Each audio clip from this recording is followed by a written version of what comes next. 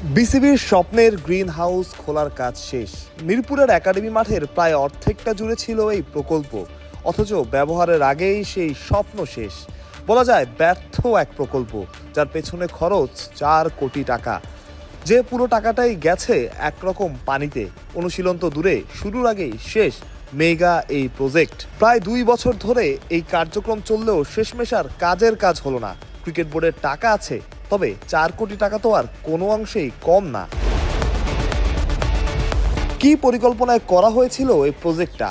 বিশ্লেষকদের মতে এই প্রকল্প বাস্তবে ক্রিকেটারদের কোনো কাজে আসেনি। সেটা আসলে চোখের সামনেই। মিরপুরে বিসিবি একাডেমি মাঠের এক প্রান্তে 30 মিটার প্রশস্ত ও 75 মিটার লম্বা গ্রিন হাউস স্থাপন করার সিদ্ধান্ত নেওয়া হয়েছিল 2023 সালের দিকে। মূল উদ্দেশ্যের মধ্যে ছিল বর্ষাকালে বৃষ্টিতে যেন ক্রিকেটারদের অনুশীলন বন্ধ না হয়। মূলত নিউজিল্যান্ড, অস্ট্রেলিয়ায় এই গ্রিন হাউস ব্যবহার করা হয়, কিন্তু বাংলাদেশের আবহাওয়ার সাথে তা একদমই মানানসই না। কিন্তু প্রশ্ন, আগে থেকে কেন বোঝা গেল না?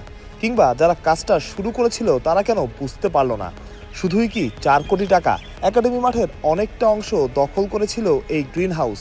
খুব স্বাভাবিকভাবেই ক্রিকেটারদের অনুশীলনেও ব্যাঘাত ঘটেছে। ক্রিকেটের বৃহত্তর স্বার্থে হয়তো সেটা মানা যায়, কিন্তু যদি শেষমেশ সেই প্রকল্প পুরোপুরি ব্যর্থ হয়?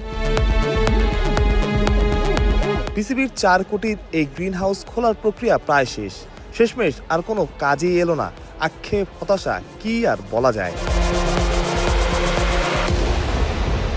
মাহরুজ প্রত্যয়, বিডি ক্রিক টাইম।